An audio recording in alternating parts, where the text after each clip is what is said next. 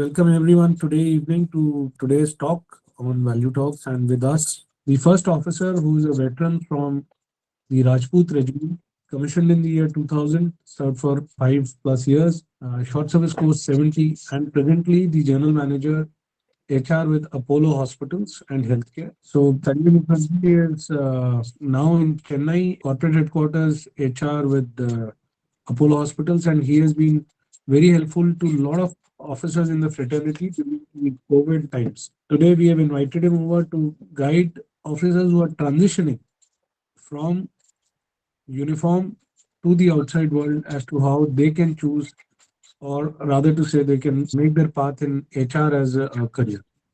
So, welcome, Sanjay. Thank you, Vipul, for giving this platform for the transitioning officers. And is the entire batch of transitioning officers, or do we have a few from the industry as well? I would say there's a mixed crowd. There are a lot of them who are already successfully doing outside well for themselves, but they are here Okay, in support and solidarity for the other officers. right, right. So, how do we go about it? I mean, So there will I'll be start asking you some probing questions, and my first question would be if you can, in brief, help us with your journey as to how you moved and how you went about the corporate channels where you are today. right. Yeah. Well, so to begin with, I would want to touch upon a point wherein most of us who are into the second innings, I would say, be it the short service or be it a regular commission officer, I mean, we are only looking at the success stories of the veterans, right? I can very proudly say that though whatever I mean, whatever wherever I am, so I would say a lot of hindrances, a lot of impediments, a lot of roadblocks. The journey had not been easy. So what I want to touch upon is we all, when we leave the uniform or when we quit our regular things, so we all have to move into a world of uncertainties. It is how you deal with these uncertainties that's makes or breaks the person. I tell you, with my background, people and rest everybody. I mean, I joined army, or rather, I joined academy at a little later on stage after having done my two professional courses, because it was more of a passion and less of a career, more of a passion. Right. So I joined. I left after 5 years. I was pretty sure that once I'm into the civil street, corporate world will just lap me up. I HMI hotel management after my plus two. Then I had done regular MBA in HR from a seemingly good college prior to joining army. But if I may share, I mean, I left into September 2000. Yeah, and the first month just went by. First month was more like an annual leave, and I was enjoying. And I'm talking about 2005, when it was pre WhatsApp and pre all these kind of what you have, the platform LinkedIn era, and there was none such kind of platforms to guide us, and it was more of shot in the dark what is to be done. So I went about going to the consultants, going to the companies, just cold calling without any background, without anything. And I was pretty sure that with my qualifications and whatever, I mean, the corporate world will just lap me up. But it did not happen that way. Unfortunately, it did not happen that way. And the second month, nothing happened. When third month, nothing was happening, I was worried. Thankfully, only we were two of us. And we did not have further, I did not have a kid that point of time. And I got really worried, and we both were worried. And what is to be done? And a lot of thoughts were crossing that why it is happening to us. हमारे साथ ये ऐसा क्यों हो रहा है? Lot of my postmates. And in all of this, let me also tell you one more thing, that since I had done my regular MBA in HR prior to joining Forge, and I was in an infantry platoon by Rajput, so I did not go for this resettlement course, this 6 months DGR sponsored resettlement course. I did not go for it. And 3 महीना जब हो गया, I mean, I was worried. So through a consultant, I got through a job, and I began my journey with an admin and facilities role in Ludhiana. It was ICC Lombard General Insurance, and my first boss was a fellow SS officer, a year senior to me, and he just took me in. The point I'm trying to drive is many a times, maybe the times have changed, but many times we leave army with a notion in mind that, okay, when I walk into the city street, I will be doing HR, I will be doing operations, or I will be doing finance, whatever. But it may also happen that the things will not turn out the way you have planned for. So be prepared, be ready to take up whatever comes your way, in that sense that take it as a challenge and then make the best use of it, and then you try and walk towards what you actually wanted to achieve. So the first couple of companies I was into admin and facilities, and I kept on doing my job diligently. So what I used to do was I used to reach out, since I had done MBA in HR. So my inclination was gradually move towards HR. I used to reach out to my when I was in a telecom company. I used to reach out to my circle head HR, and I, expressed my desire. So unfortunately, there was nothing he could do. But he said that, why don't you shadow the L&D lead of the circle? That was in a telecom company way back in 2009 to 11. Yeah. So why don't you shadow the L&D lead and see what she's doing? And L&D is learning and development. I'm sure. I mean, now everybody knows about it. I'm talking about those days. And see how can you contribute? How can you collaborate? So that's how I started picking up the things. Even though my primary role was something else, but I tried and gained insight into the HR domain as well.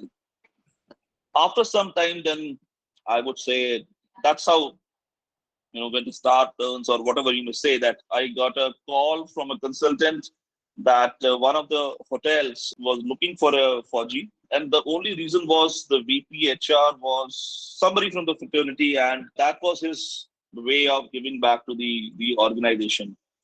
That was my first leadership role.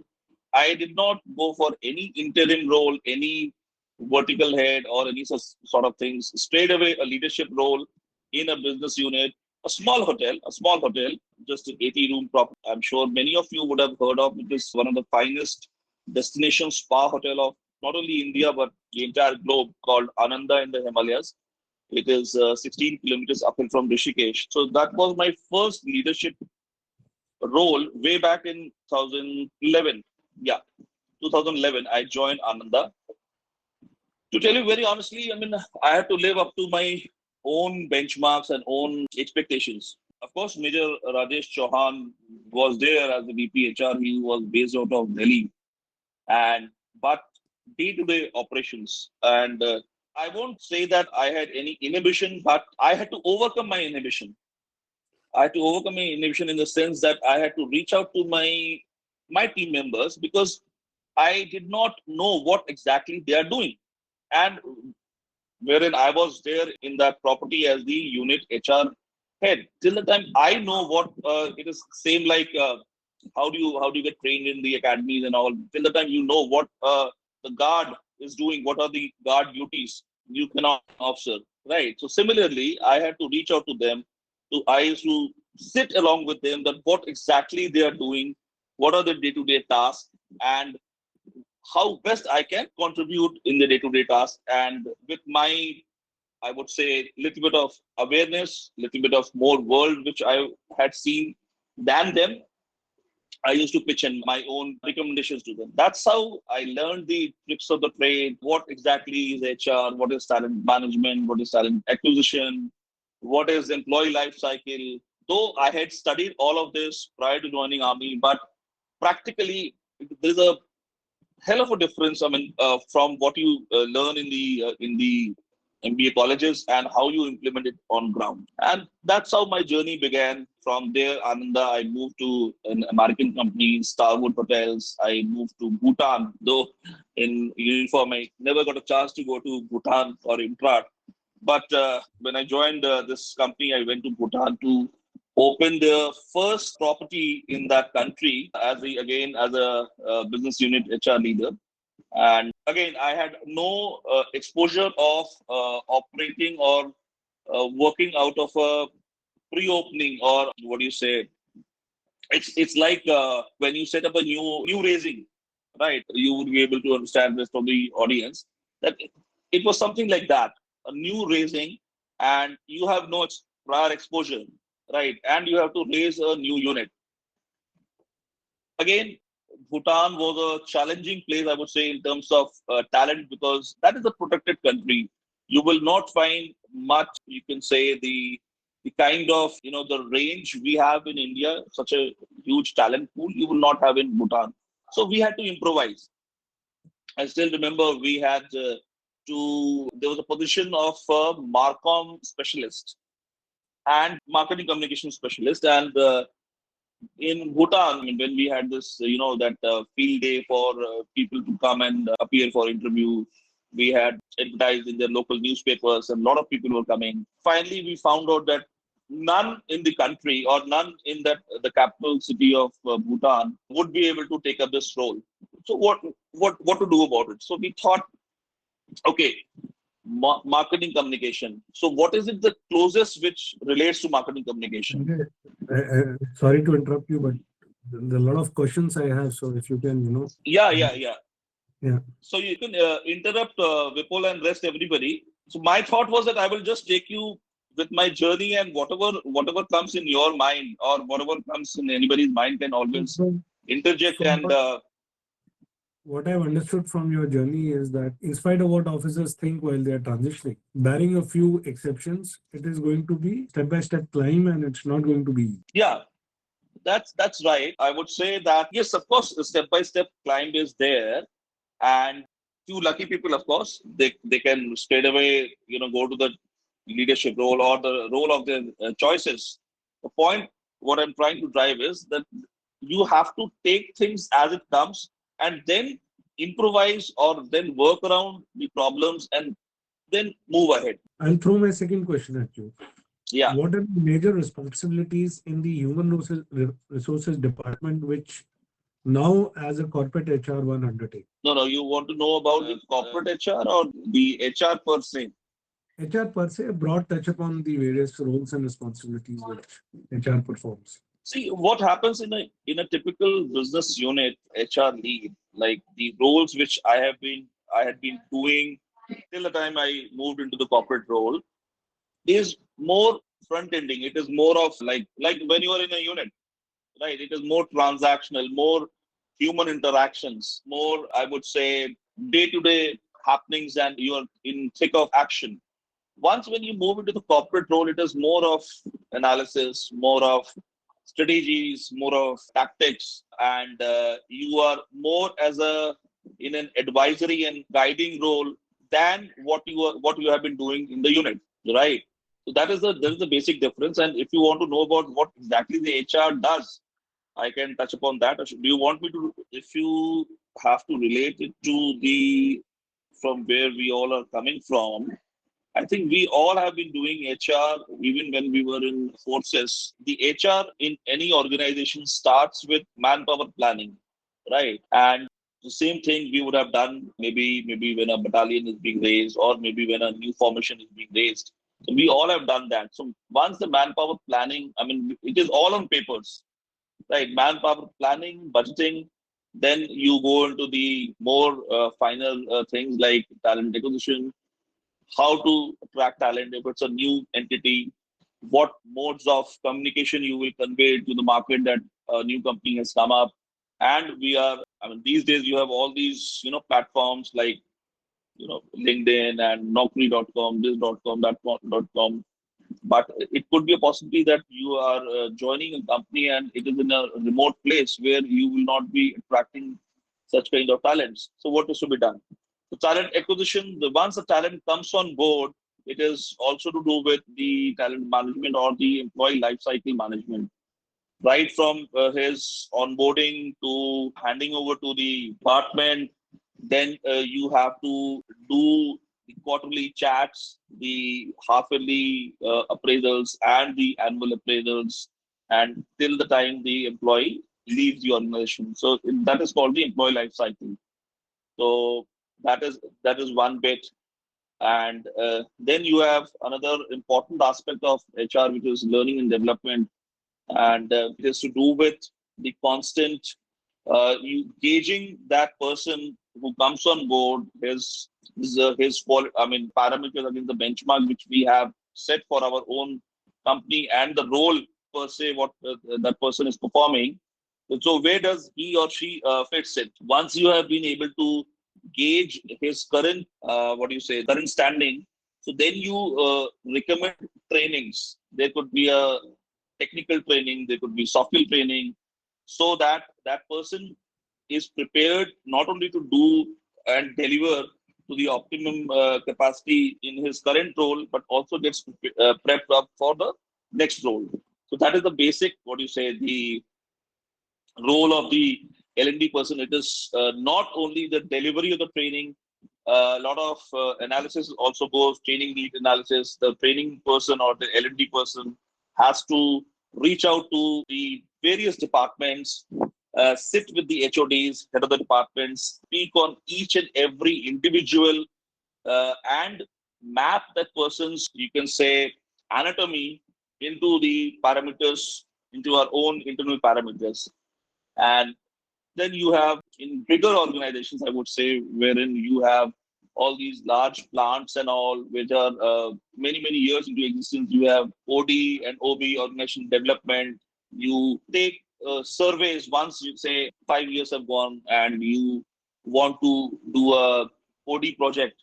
So you undertake surveys and dipstick surveys and find out what exactly or where does the organization wants to go, and you work around whatever are the findings, and implement those things into the organization so that the organization moves to the next level. I mean, it has to correlate with the business requirements. So HR has always been till date. I mean, in most of the organizations has always been a support function. But these days, a lot of progressive organizations, they are involving HRs in the business discussions and all, and so that's how it is. So these are the broad categories of what does a HR does. It is, in simpler words, it is right from hiring till the time the employee leaves the organization. So now, if I have to ask you a very different kind of a question, what Okay. are what are the roles and departments in armed forces that Hmm. run a close parallel to HR in corporate, which an officer can highlight when they are putting their resume or their. I mean, army we do not have See, a department by the name of HR, but what are the roles and the departments still which have a close parallel or a similarity to the corporate, to the way HR and the officers should kind of write the resumes if they are targeting an HR. as I mentioned sometime back, that the HR per se, everybody does HR in their when we were in uniform. If we talk about, so it is how you structure your resume. Like I come across a lot of resumes or posted on LinkedIn and all. So somebody writes the role. I mean, it is something to for a civilian to understand the role what they were performing.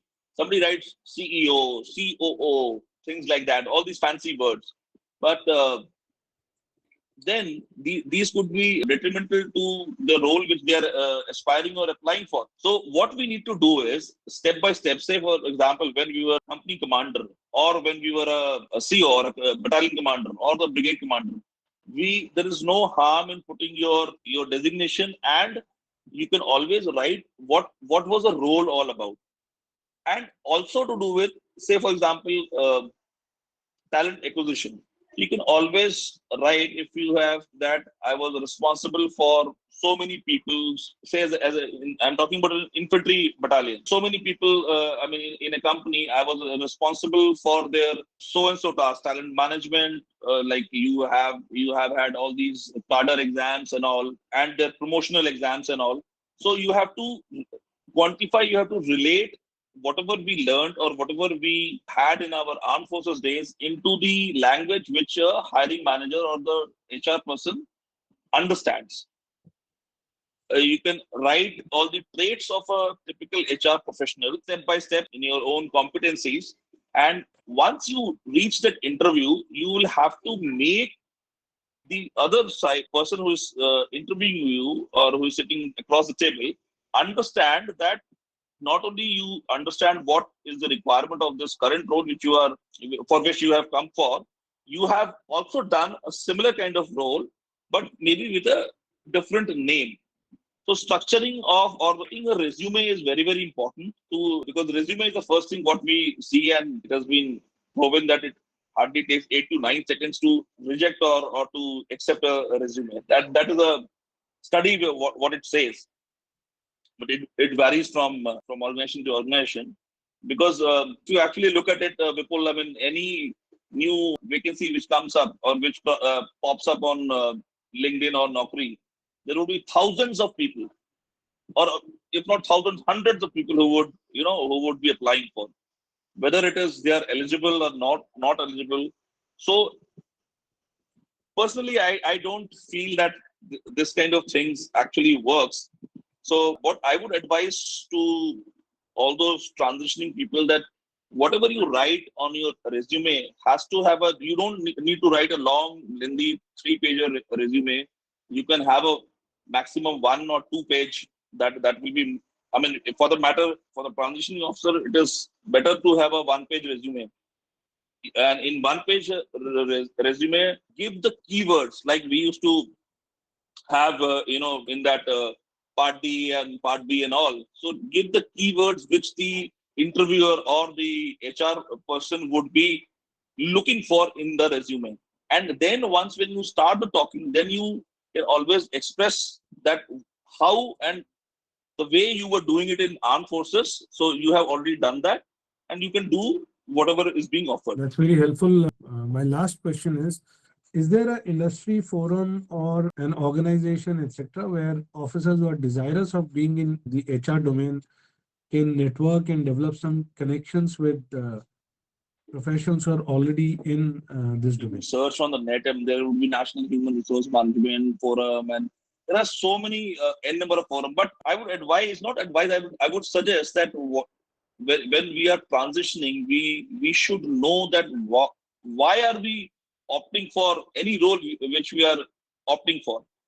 So, like in my case, I opted for HR because prior to joining Forge, I had done something in HR, and in the college as well.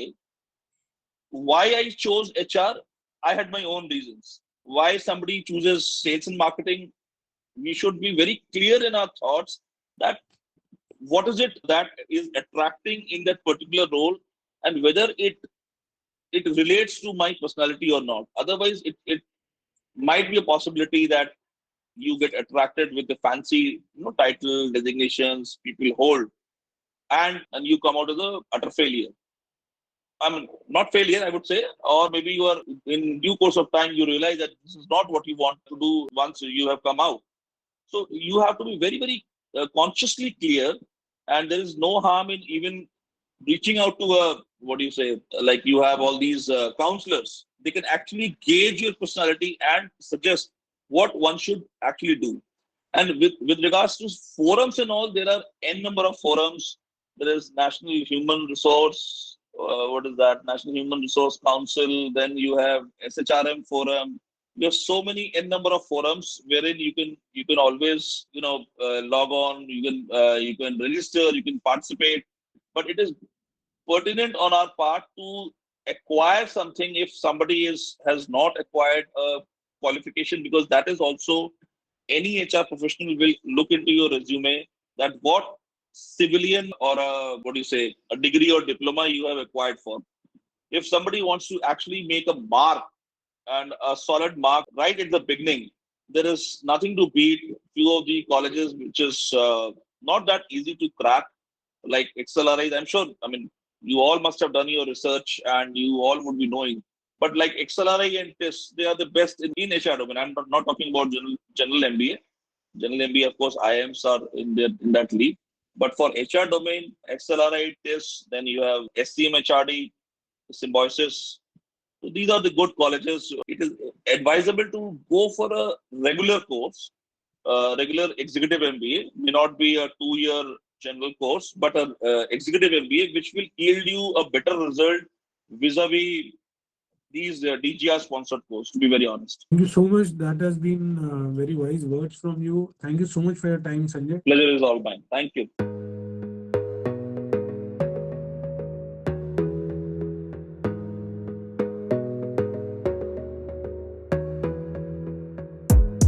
gotta focus on yourself, on your faith, on your dreams, on your mind, on your health, yeah. You gotta work, never tell, keep your head